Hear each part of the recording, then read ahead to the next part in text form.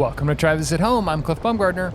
I'm still Harrison Stewart. Harrison got really worse for wear during the intro there.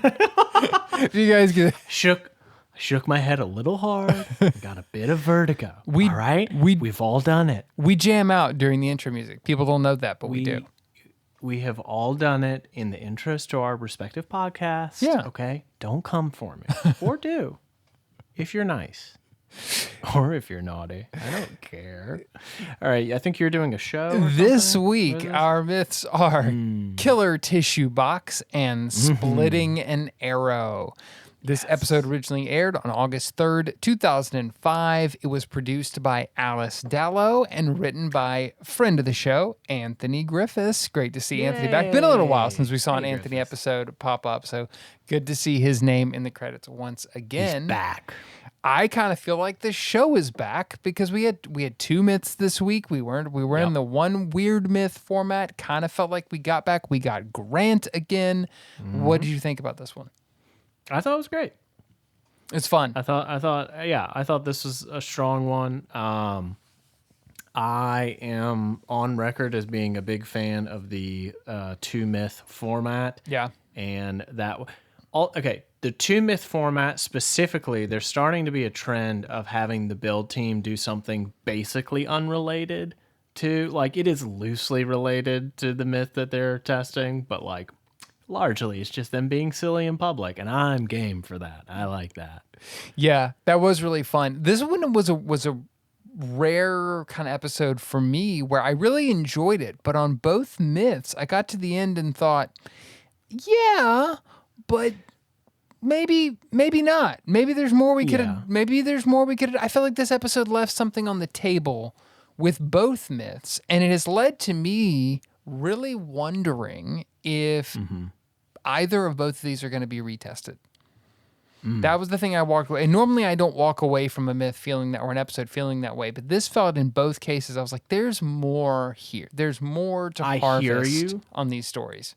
I hear you. Can I tell you why I think it's only going to be one of them? I completely agree. Yes. But I only think they're going to redo Arrow. And that only because I find it hard to believe that anybody would challenge like the ability of a box of tissues to murder you.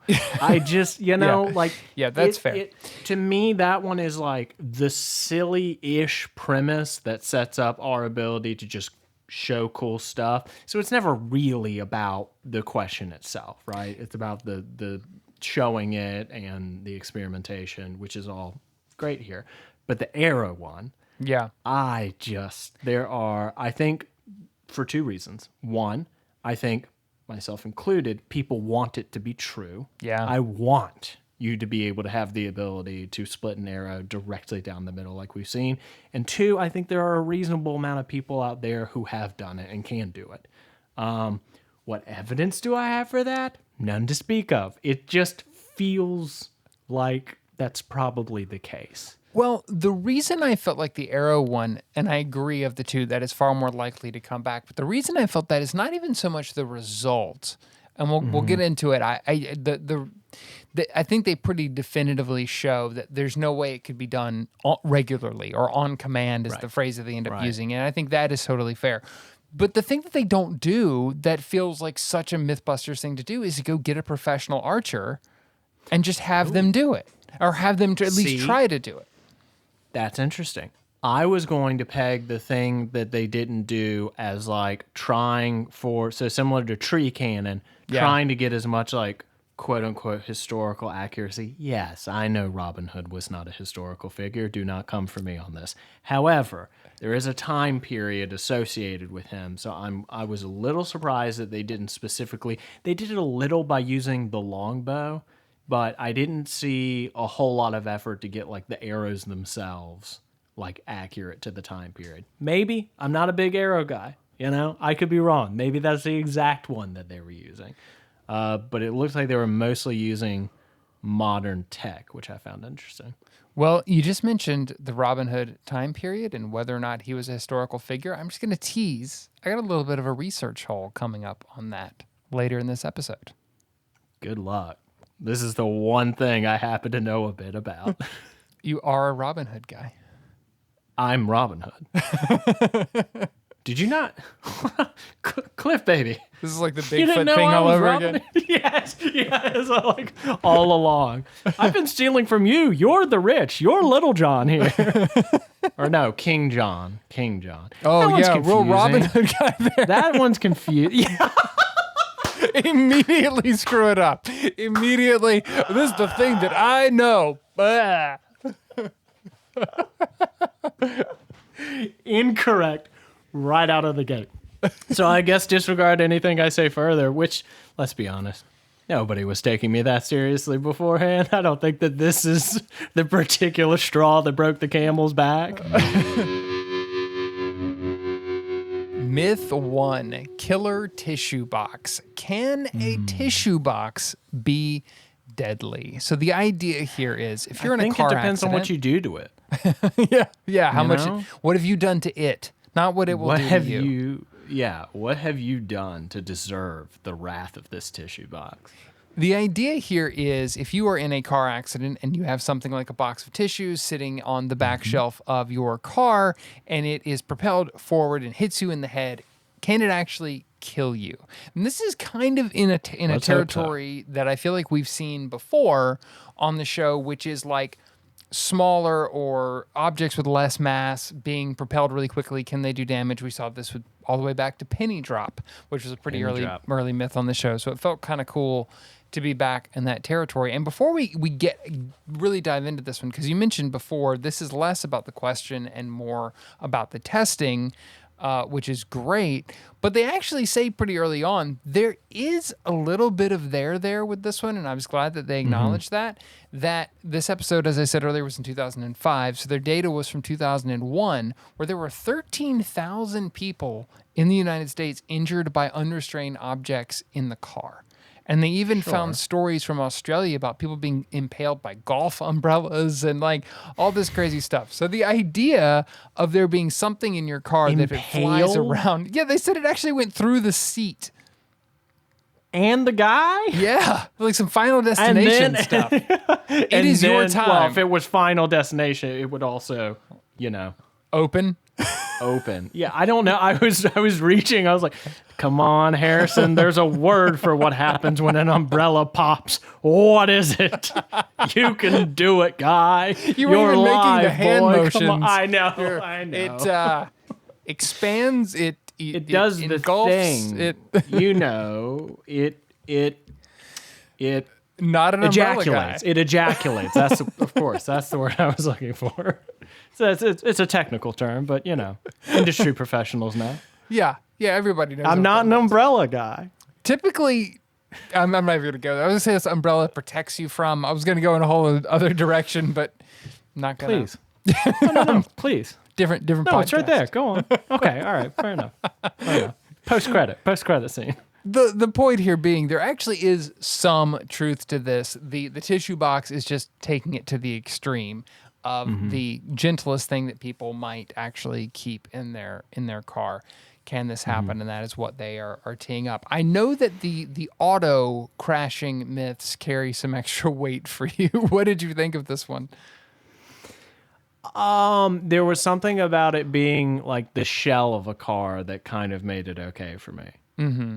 Like the sled, I think is what they call it. Yeah, the sled is awesome. That's fine. It was awesome. And I gotta say, even at the end, the big crash, it is awesome, but there's definitely a part of me that was like, oh no. That's the noise I don't like, actually. Yeah. Very loud. It's pretty rough. But I think I liked all the problem solving in this one. I liked how many things went wrong and they had to figure it out on the spot and occasionally did not. Like that was kind of fun that they still included that. Seeing Jamie be the one to go, I screwed up. I don't know that we've ever seen that before. And not that Jamie doesn't like take blame for stuff, just that he doesn't screw up. Well, not only that, Jamie was like, I didn't do the math. I was like, thought it was ongoing in the background at all times, Mr. Heineman. I had no idea that not doing the math was a possibility that we could even get to. The phrase that got me was, I didn't do the engineering. That felt like a real, like, he was taking that on his ego of like, I genuinely didn't do my job on this one. It's kind of like when a pilot in an airplane says, I don't know what that reading means. It's just like, oh, yeah, what? Yeah. Like, I didn't know that was a possibility, sir. We were all looking to you, man. No. Oh, no. Yeah. It's like I feel like I'm in danger now. It's like that weird moment when you're a kid and like you actually see one of your parents be human for the first time and you're like, oh no, anything can happen now. Like nothing is sacred. Yes, it's a brave new world if Jamie Heineman didn't do the engineering. Those are words I never wanted to hear in that particular order. But if ever there was a time for Jamie not to do the engineering, it's okay because we have Grant now.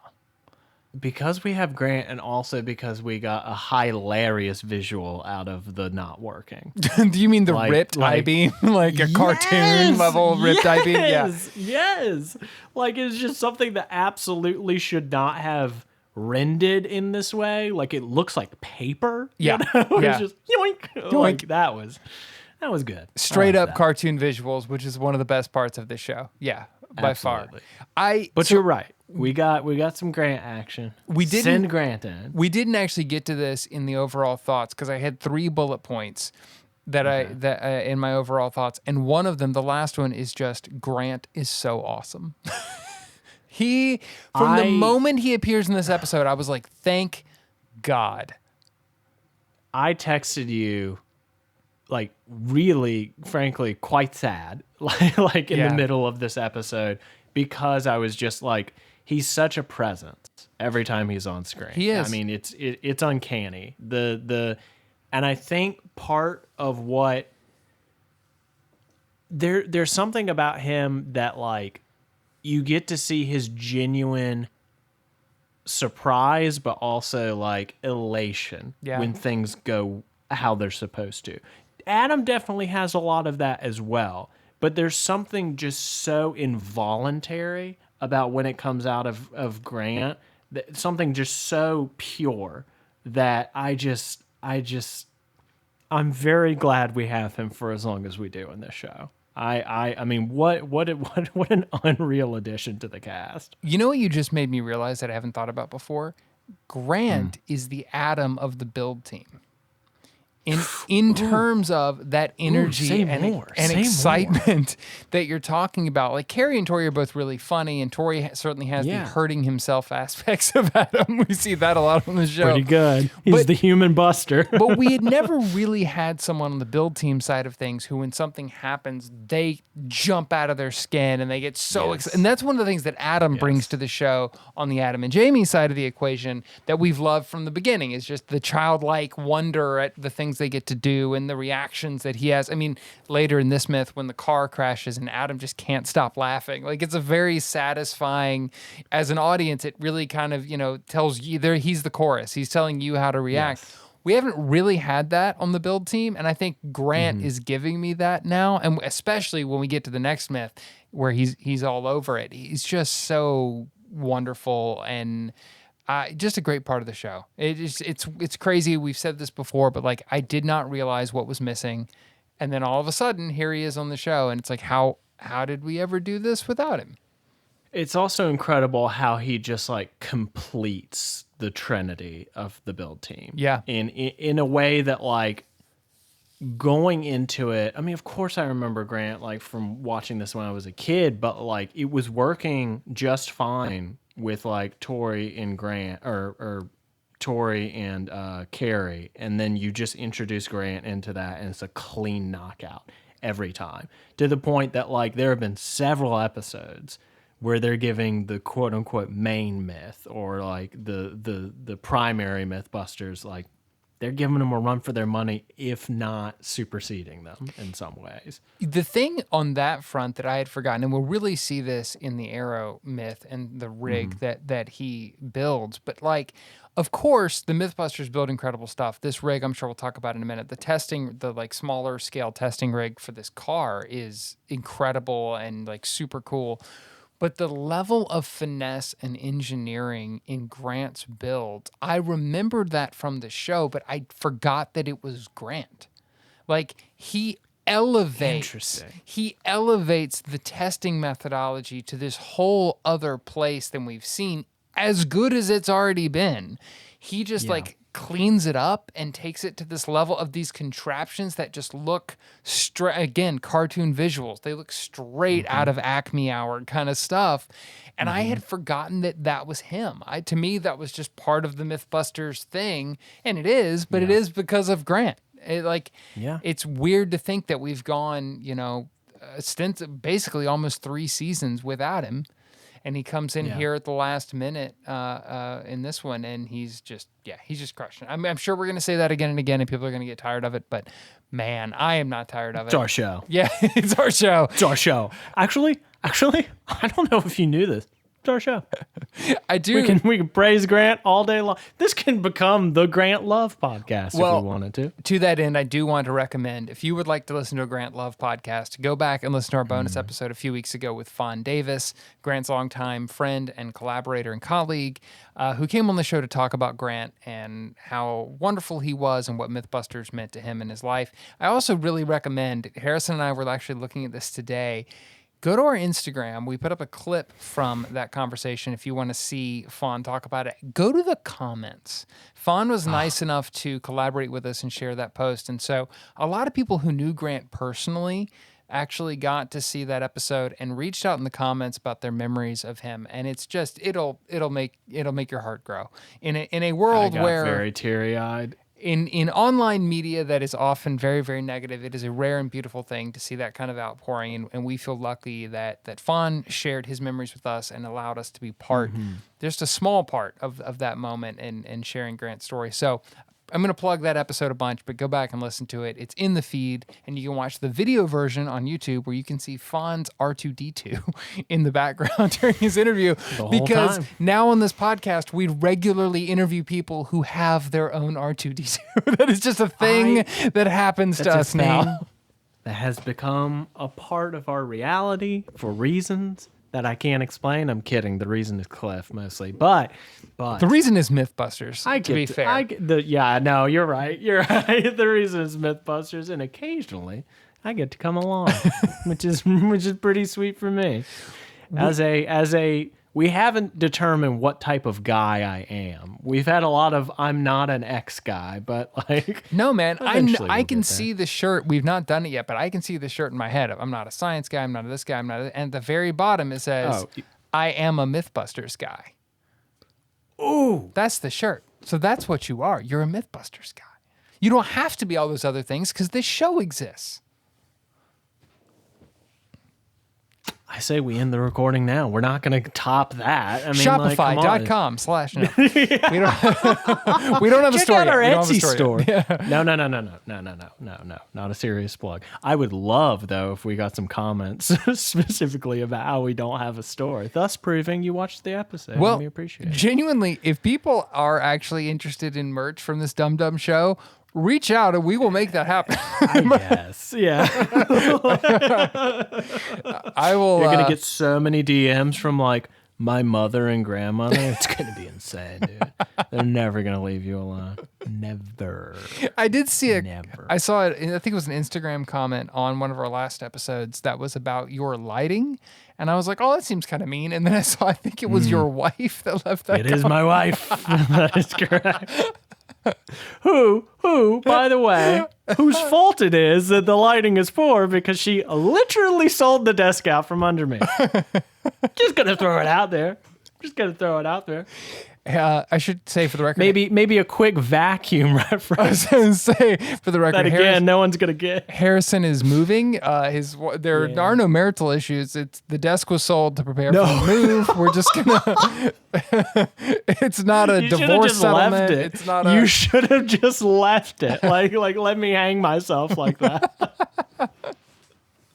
She finds out through the podcast that she's divorcing me. She's like, it's actually not a terrible idea. She's like, I should get on that. I should buy some merch and I should divorce Harrison. Hey, isn't that what we're all thinking? Isn't that what you've been thinking for the past 22 minutes and 8 seconds? I just hope on your next anniversary, your wife packages something for you. When you open it, it's a sheet of paper and it's a 4-star review for your marriage. I would take it. Hey, who doesn't need room to improve? That's what keeps things interesting. So I would love a 4-star review. If you're listening, I know you're not, but if you are, take notes. We talked briefly about the rig, and we should get into that a little bit more. So they pretty quickly in this one say, we're just going to go full scale. But actually, before they do that, they are going to try to test not just the tissue box, but other objects. And they can only crash a car once, obviously. So they're going to build a small-scale testing rig. Allegedly. And this is one of the most interesting rigs we've seen them build so far. What I was expecting, and this is where, as I was saying earlier, I think there's room to retest, is they spent a lot of time in building this rig, making it replicate a car crash, and not isolating the object being propelled. So I was expecting a chicken cannon kind of situation with this, right? Or the penny gun that they ended up making for penny drop. Boy, was I hoping. You are a chicken cannon guy. I am. I'm also a chicken cannon. Okay, so we've got two guys that I am in this episode. That's interesting. That's going to help me sleep at night. Not much. That's a separate issue. But that is what I was expecting. I was expecting more of that contest. Instead, they built a tiny car that they could basically crash over and over again, which is also awesome. Adorable. It looked like a Lego car. Adorable little shell. Yes, it did. A Lego car brought to life, or like a lunar rover. That's what I kept thinking of. Okay, so interesting you said that. One difference is that, did you notice that this thing is just a square, like a literal square, like a you could do serious violence on the corners? Yes, of that square. Yes, yeah, I love that. It's just a square of diamond Cybertruck energy to this thing. Yes, they did it 20 years ago. Yes, it should not be. Elon saw this clip and was like, "That's a car." Sir, I think it needs some. No, that's a car. That's a car. The Mythbusters tell me. I know it anywhere. That is a car. That's a car. Hey, if Buster can drive it, it's a car. I will say this: there's one thing about this test and the objects that they tested in the mini rig that did disappoint me, and it's that I can no longer keep my good luck hatchet in the back of my car. I've been telling you this for some time. It is incredibly dangerous to drive with a hatchet in the back unless you have a second hatchet in the back to hit that one away from you. Oh, double hatchets. It's in multiple. Right. It's even numbers. Okay, 1 hatchet, bad. 2, fine. 3, problem again. 4, etc. I mean, I do ad infinitum. I do keep my hatchet infinitum 17th century accurate shield on the back of my driving seat. So, and I know this about you, but the problem is that shields then suck. Hatchet's still gonna get you. Fair enough. I keep telling you, you gotta upgrade your shield system. I picked the wrong century. Yeah, I picked the wrong character earlier, so They had a collection of other objects here they were going to test that went from the understandable to the ridiculous. A tissue box, obviously a bobblehead, which makes sense. Definitely something I've seen in the back of people's cars. A fire extinguisher, which is actually something that people should keep in their cars, but they make under the seat mounts for those. Don't just keep it on your back dash. That would be very bad. And then we get into crazy territory with a bowling ball the aforementioned hatchet, and then a giant, I was not sure what this was at first, but it turns out to be a subwoofer. I thought it was a pony keg. Of course you did. Why not? Why is that not where you keep your pony keg? Yeah, right next to my hatchet. I have my pony keg and my Right. hatchet. It's time for the weekend. Right. So at least if you get hatcheted in the back, you can just reach back. That's how I tap open that the sucker. keg, is with the hatchet. Exactly. You pull it out of yourself, hatchet it up, and then you can get a little Who doesn't want to right die before you're that way? gone. There's no other way I know how to die, Cliff. How sweet would it be if that's how I died, like in between when this episode comes out, and then you have to seriously consider, do I release it with the incredible fact that he called his own death, or do I honor the fact that he got hatcheted and bearded to death? This is the point where the audio goes, "Rrr," and he goes, "Hey everyone, this is Cliff. Just need to come in and tell everybody Harrison was hatcheted to death by a beer keg." And I think you've heard already, but we're gonna have to find a new co-host. And then amazingly, the show does fantastic after that point. And then you can get a shirt that says "I am a dead guy." there we go. There's the money maker. Please print them, please. And we donate the funds to me and To the Grant. I was gonna say to the Grant Imahara Foundation. Oh, that would actually be at good. least make it good. That'd be a good At thing least to make do. it I was good. just gonna. Yeah. I was gonna take the blood money, but okay, Oh well. we'll donate it. You know, I guess that's the difference between us, Cliff. You're gonna be dead. What do you care? You're like the difference is I would donate dead my piece own of dead crap. money. yeah. Come on. It's an important distinction. Oh man, when they get to the tests on this one though, so satisfying. As you mentioned earlier, they have problem after problem actually getting this rig to hold together because of the sheer amount of force that they're dealing with in crashing this thing. And I didn't understand at first exactly how the rig was supposed to work until it's finally actually working. That they have it set up on basically a reverse pulley where they're dragging it, but then at a certain point the tow cable snaps, and it's that stopping force of what it's pulled against that actually is creating the launch. They don't have to launch it into something, they are just creating the force on its own and launching the various objects into a block of ballistics gel. It's another place that I was somewhat surprised that they didn't have something like a force plate. You know, like when they on Chicken Cannon, to bring that back, how they could actually measure the force coming off the plate. Please, anytime.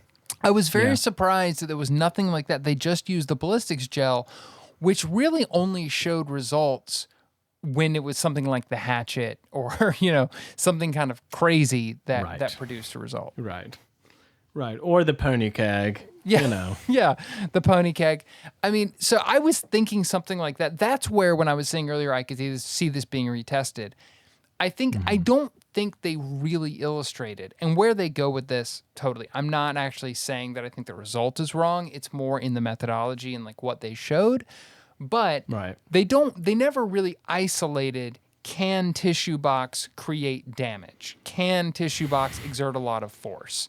Right? That's fair. They didn't actually. How fast can we make tissue box go in order to cause force? Exactly. That was the element that I felt like somewhat was missing. The point they ultimately make. Please tie a rocket to a tissue box. That's all I want. I want to see a tissue box blast through the Mojave. That's it. But please get the rocket guide where it takes like 10 tries to build drama along the way. Oh, they have to. They have to break it. Yeah. But that was my only kind of little note about this one, was I just thought that like that was they got away from the tissue box point. But the point they ultimately make is, if you're in a car accident, which is really what this is about, sufficiently bad enough that it launches your tissue box, the tissue box is the least of your worries, because there's other things flying at that speed, not to mention things coming at you as well. So, do you hold stuff up there? On the back shelf? I don't. Yeah. No, I see it all the time and it drives me nuts. Like, I think it's crazy, but I've never done it. No. Now, granted, I stopped doing it after I had some comics launched into the back of my face during one of these incidents, one of which was quite rare and I will not be able to replace. So sad. It was my head. My head damaged. And my head is allegedly fine. Don't know about that part. But hard skull, thick. You know how it is. I just don't. I've never been tempted to put something up there. Like this has always been a concern, because even if it doesn't fly into you, you're telling me you've never like hit the brakes and had something just come off like your seat. Yeah. And you can't game out a similar principle like for your head. Well, I don't know. You something you just said made me remember another part of this I wanted to dig into was you're talking about getting hit in the head. Not to get too like into the weeds here, Graphic. but head trauma is really weird, and people can get badly messed up or killed from what is actually not that much force. So when they tested the fire extinguisher and it dented the fire extinguisher, but they were like, "Oh, it wouldn't be enough to kill you," I was like, "Really?" Sure about that. Like there are people who've like tripped and fallen and like bumped their head and thought they were fine and died 3 days later. Like, yes, head trauma is super, super weird. So, okay. And scary. Yeah. It's an object on your back shelf, maybe, a fire extinguisher or whatever, might not take your head off, or act like a gunshot or something like that. But it could I totally believe it could kill you. Yeah. There aren't, well, except a tissue box, like anything of decent weight. Yeah. I feel like if you break hard enough, you're at the very least going to be concussed. Yeah. Glad I've got the headrest. I know. Up there, which someone just pointed out to me they remove in most movies, and now I can't unsee it. And now hopefully you can't either. The final test on this one, though, was they'd already busted the myth. They already said that there's just no way a tissue box is going to do this kind of damage. And if it does, then there's other problems that you're going to have, and you're not going to be worried about a tissue box. So how better to end this than just wrecking the absolute smithereens out of a car? And they bring back the Plymouth Fury that we originally saw in the pole vaulting myth, which actually a week that you were not in. That was one of the weeks that I think that was the week that Chris Lee subbed in. But we've met that Plymouth Fury before and saw terrible things happen to it. This was way worse. They just smashed this thing into some guardrails really, really hard, and it's super satisfying. There's not really a reason to do it, but man, it's fun. Nope. And also they throw Buster in there because why not? Because of course. And throw out your favorite fact, which you have disputed. Oh, the G-forces thing? The G-force thing. I noticed that it's again. It's going to become last season it was the what season are we on? Yep. This season, the thing that's going to stick in your craw, I think it's going to be the G-force, the astronauts experience. For listeners, if you missed last week, it appears that somehow the wonderful Mythbusters writing staff, including our friend Anthony Griffiths this week, got on some bad information about how many G-forces astronauts take during liftoff. And so they repeatedly say that astronauts take like 8 or 9 Gs. They don't. I think they say 8. Yeah. The shuttle program took an average of 3. So that is a little fact that has been bugging me because I'm a pedant and but I'm a pedant. But if you are a science guy or gal or anything in between or out between, and you know this, let us know in your 4-star review. I think the final word on this should be left to Buster, who is living proof, such as it is, that in a head-on 70-mile-an-hour collision, this is the very least of your worries. Myth 2, splitting an arrow. They also call this Robin Hooding an arrow, which is kind of fun. This is the classic image we've all seen. I think it's been in several different movies and cartoons and books and everything else of Robin Hood shooting an arrow into a target, then shooting another arrow into the back of the first arrow and splitting it all the way from the knock to the tip. Is that actually possible? Can you do that? And they do say that this is a known thing, apparently called telescoping in the archery community. Last week we learned about the slingshot community, and now we have the archery community represented here as well. And where better? That is so much. Oh, come on. That is so much less weird than the slingshotting community. Oh, no, significantly. Like, I at least know that there is an archery community. Totally. Like, so we go to the slingshot. The who now? The what now? Oh, the experts in a. Sure, why not? Of course that's a thing. Why of course that would be a why would thing it not be a thing? and an international slingshot day that nobody showed up for. Of course. That was tragic. You had to bring it up again. You're just coming for the slingshot community. Apparently, you just won't let them lie. I'm going to be walking down the street and just get beamed by a rock one day, and there's a team of slingshotters. A team. An entire, yes. Ha-ha! Take that for your slingshot slanders, huh? And then they bound away.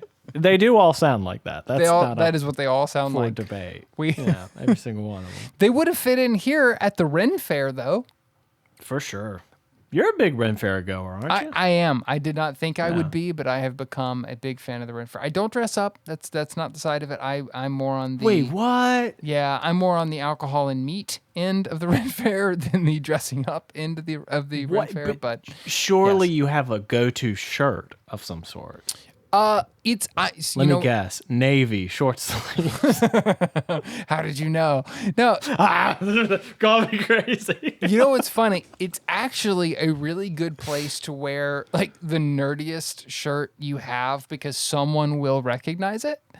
So I think last year I wore a shirt for who was then a fairly obscure metal band, and then they're now pretty big. They're called Sleep Token, but I knew that I was going to be amongst people, and I think I got stopped like 4 times for that shirt. So maybe this year I'll wear a I'm a Mythbusters guy shirt. Is that The nerdiest shirt that you own, though? For real? No, just it was the one for that occasion. It was the right move for. Okay. Fair enough. Yeah. I had to get clarification on. Yeah, dude. Like I'm so tough. Actually, the nerdiest stuff that I own. Oh, misslip. The nerdiest stuff that I own. It's a metal shirt. It's a freaking metal shirt, bro. I have a drawer of pro wrestling shirts. All right, there it is. Yeah. There it is. We know this. I will say, though, if we make shirts, I'm going to wear one to Ren Fair because if ever there's a place where we would run into a listener, that's our crowd. I think so. And if and they may not know it yet. But brother, we're coming. You know who we're coming for you, Ren Fair? You know who looked right at home at Ren Fair, speaking of, was Carrie. She just, off the jump, just slipped into it. Natural as could be. Awesome. Even with the Robin Hood hat. Yeah. Like that was in no way, shape, or form designed for the rest of her outfit. She put it on. I was like, I'd buy it. She can do no wrong. Why not? It's incredible. She really can't. She could pull off hats unlike most other humans that I've seen. Yeah. And a variety of hats as well. Jamie, of course, well known for his signature beret, but... boy, howdy. Like, I've been pleasantly surprised with the amount of hats I knew were popular at that time. Yeah. But I since look back on, I'm like, ugh. And then you see her in it, and you're like, I understand why this was a trend, actually. She's like, so cool. She can wear a fedora, and you're like, yeah, that works. Right. And you don't think twice. No, you know? I don't. I think nothing of it. It's fantastic. Except, damn. Okay, I guess somebody can pull off a fedora in the 21st century. There's one person. And she's going to wear it while, like, blowing up Buster. One person. Who's also wearing a fedora. And he's not rocking it nearly as well. Or was. No offense, our Lord and Savior Buster. Yes. This is what you talked about earlier. Oh, wow, the power just went out again. This time I'm kidding. We have been dealing, listeners hopefully will not know if I have successfully edited around it, but we have been dealing with some ridiculous power and electricity issues this entire episode. I think we're on like the third or fourth take. It's crazy around here. It's more than that. Some real acts of Buster going on outside. Some real acts of Buster have been happening at this show. But this is what you alluded to earlier, that there's really no reason for them to be at the Ren Fair. They ostensibly are going to have an archery contest. I love that they tee it up, and then they're like, we'll come back to this later. And they come back to it later. It's like, it didn't work. And that's the whole It didn't work. Nobody won. I guess we're scrapping the trophy we made. It's like, okay, all right. Well, it did but produce, it's fantastic. It produced a genuine laugh out loud moment for me. And I want to, I pulled the clip because I want to see if you picked up on it as well. When they come back later on, like late in the episode, to the Ren Fair, and they're like, and now our archers are going to try, and everybody's shooting at the target, and it's not working. Nobody can replicate it. Of course, it's like they're wildly all over the place. And Carrie, who, again, by far, and this is, I'm a Ren Fair person, this is no offense, but Carrie's by far the coolest person there. And so she turns to all these archers who are like all dudes, and she's like, you guys get anything? And have you ever done this before? And the response killed me. I'm just going to play it. How many of you have done it before? Hi. I've done some archery, you mean? Yeah. No, I split the arrow. Not splitting all the way down. Not all the way down to the head. Half. Only got halfway. I love that they start in character. You mean archery? Yeah. And then immediately they're like, yeah, no, I haven't done that at all. It's not all the way. No, I can't. Archery? Aye, Mom, we're doing it now. and then just immediately like, wait, dude, down the middle? All the way down the middle? No. The thing you're clearly asking us about? No, I haven't. The thing you're asking us about, and I will have to prove in a short 3 minutes? No, actually, no. Yeah, but I'm willing to try. The hand of the fair maid. That's right. They all broke I would like your so favor, fast. madam. Yes. Like under no pressure whatsoever. They're just immediately like, yeah, no. I was lying. No. Oh, I mean, be for serious right now. Be for serious. Of course not. No. But archery, madame. I have archered my fair share of Ree. I adored it. It was such a great moment. So funny. We also talked about this earlier, but you mentioned something about being a bit of a Robin Hood guy.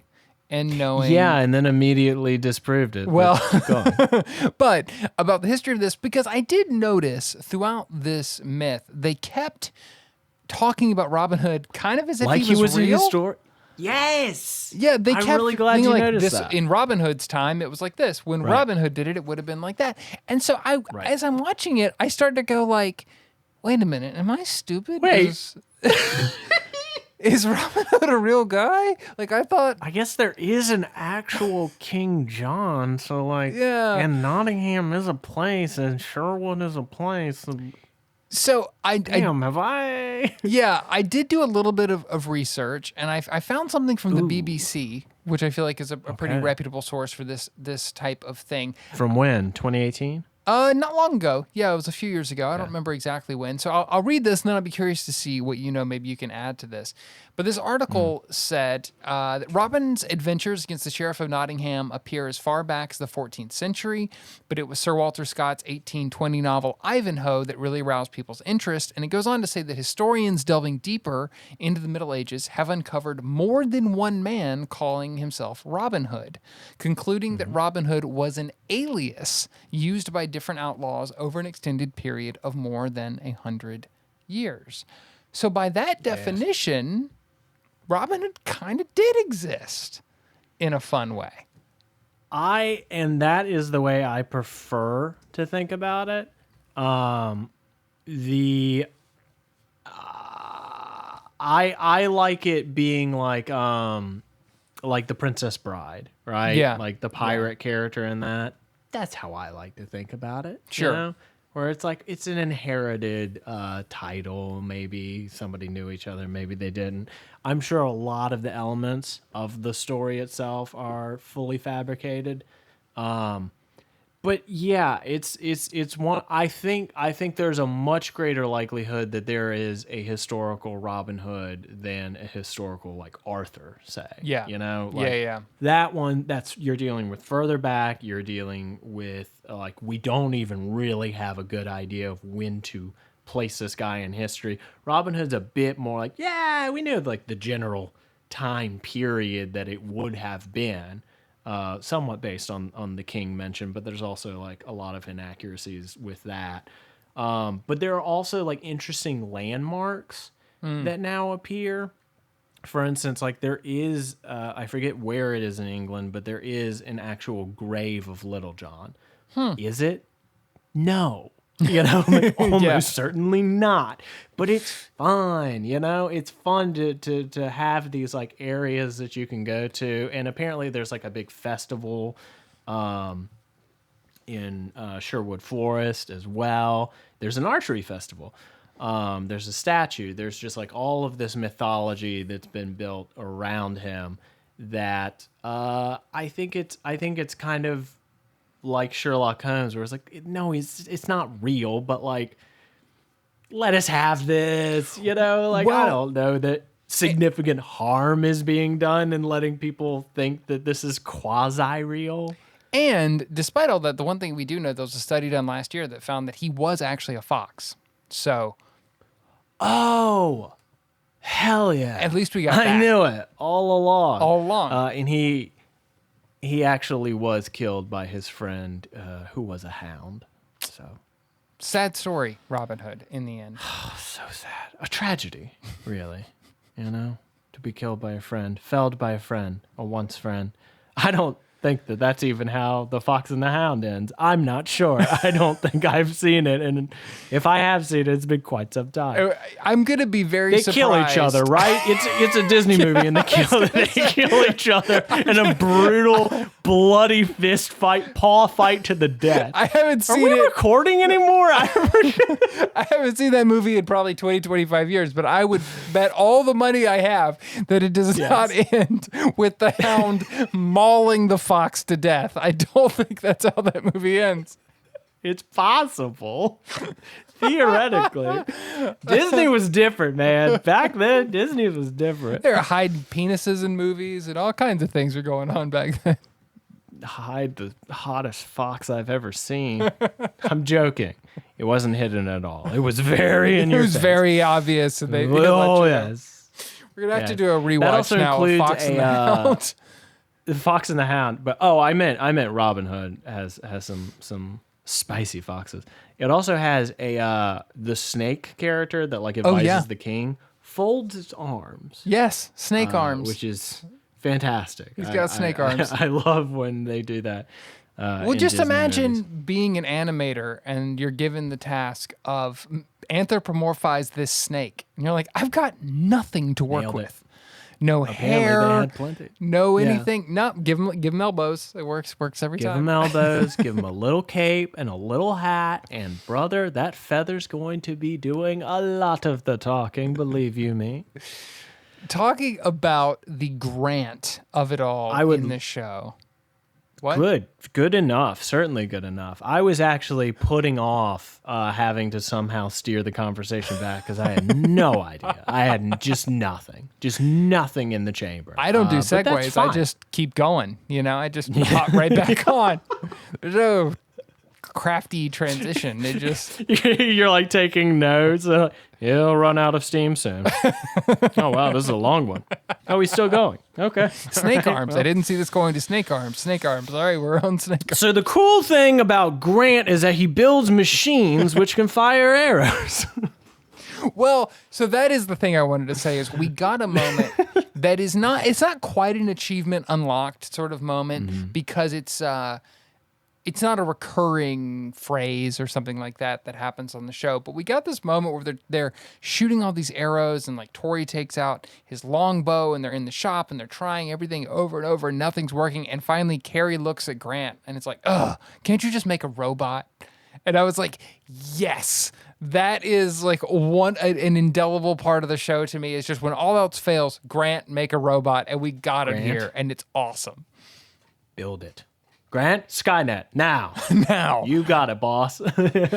And the rig that he makes, this is the one we were referring to earlier. It's so elegant and simple, but so cool. It's like run off of a car battery. I don't know if you noticed that. Like, it's just so awesome, made to actually pull a bowstring back and accurately fire the bow again and again for the test.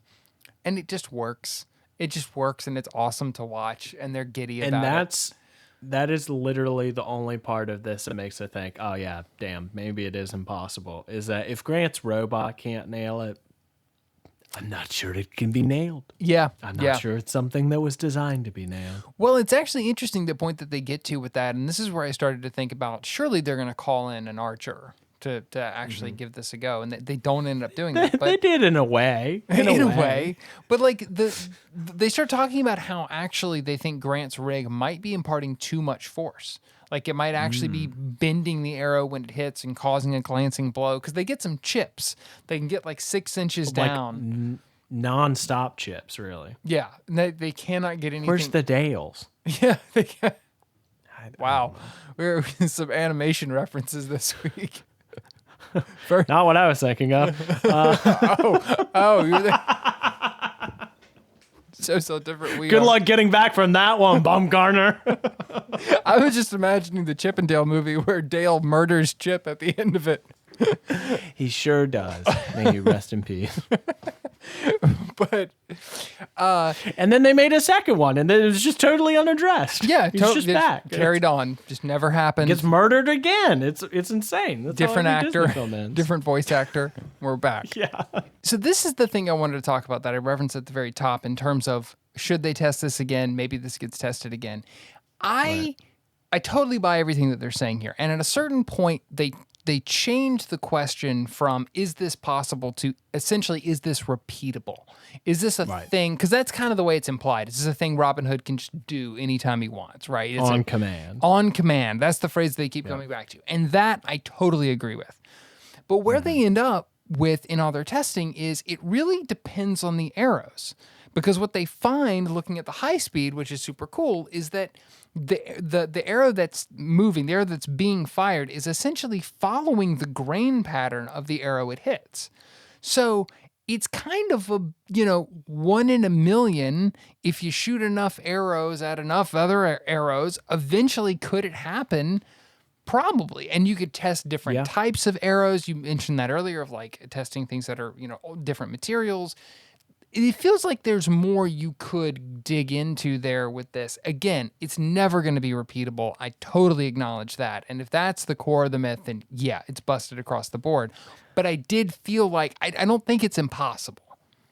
Yes. And I would have liked to see like an Olympic archer. Yeah. Like just take a shot at least. I feel like I'm starting to be able to notice which ones feel like they're going to be redone, and this one definitely felt. Again, not because like I had issue with the methodology. I am sure that they will come to the exact same conclusion, which is it's not like something that can be done on command. Right. That feels right to me. However, I know the internet enough to know that this is not the kind of answer that they're going to be like, alrighty then, call it a day. I am satisfied by that. With that information, I am well satisfied. What a nightmare to run the Mythbusters email. Oh, man. God, can we talk to that person? Can we check that Who is person that out? poor soul? Probably some poor intern. I know. And has probably rightly so blocked it out entirely for all the mean, horrible nonsense they had to wade through. Yeah. I wonder, and especially too once social media came along. Yeah. It had to get real weird. It always does. It always does. I know the comments that we get about our opinions of the episode where they're doing the testing and like we're not even trying to prove or disprove anything. We're just talking about it. My favorite variety of that comment so far is 1000% the guy that was like, Mythbusters already did this. It's like, whoa. No, yeah. When? Was it the exact air date that we say in the episode of the podcast that covers the episode in question? Is that the one? Does that guy watch The Simpsons and go, Simpsons did it? He must.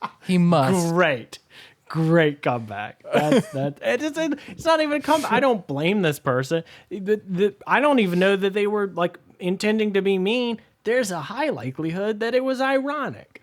But that one cracked me up. A lot. The thing I have come to understand about a lot of those is our show, not bragging, but just saying, it does pretty well on like YouTube Shorts and things like that. And so imagine clip. Imagine you're just scrolling. You're having more power glitches right now. Keep going. Well, get to the other show. Imagine you're just scrolling through your feed and we pop up. We're talking about 4-star reviews and crash test dummies and like James Bond references and stuff. Like I would make fun of us too.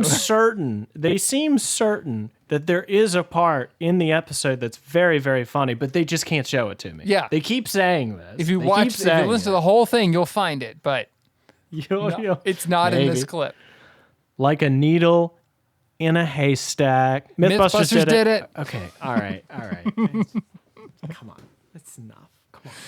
Well, speaking of Mythbusters did it, this one was in fact busted. Will not be surprised if we see it come back again, but for now, it is indeed busted. And for now, we are done as well. We will be back next week. We'll have another recap. The episode is called Escape Slide Parachute. I remember this one. In that order, I hope. Yes, this is one of the, like, this image comes up a lot when I'm looking for images from Mythbusters for the show. This image comes up a lot, so I'm very excited to dig into that one next week. Escape Slide Parachute. Can I guess? Yeah, go for it. I bet it's going to be that you can use the inflatable thing in an airplane, like to glide to safety or some nonsense. Which means we're going to see Buster dropped from a very high height. That's my favorite thing. It's the best. I love so Buster Go Plop. Buster Go Plop, make me happy man. Always great. Never gets old. We hope you guys will. I am a Buster Go Flop guy. There you go. We hope you guys will watch that episode. And while you're online looking for that, we hope you'll also give us a rating and review wherever you listen to the show. It does a lot of good for us, helps people find the show, and then they can leave weird YouTube comments. So, good for everybody. Gives us more entertainment. But we will be back with that next week. And until then, thanks for listening. Bye-bye, puppies. Try This at Home is produced by Slugline Media. The show is written, hosted, edited, and shot onto the internet by Cliff Bumgardner and Harrison Stewart. Our music is by the mysterious Breakmaster Cylinder. You can follow the show on Instagram at TryThisPod or email us trythisathomepod@gmail.com.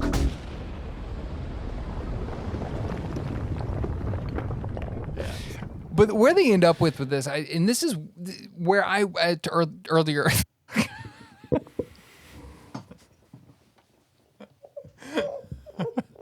I'm losing it, man. It's gonna be a 3-hour app. It's gonna be a 3-hour edit. It's gonna be. Okay. I'm sorry. I occasionally make your life harder. No, but this wasn't you. This was all me. Bit of both. I don't help.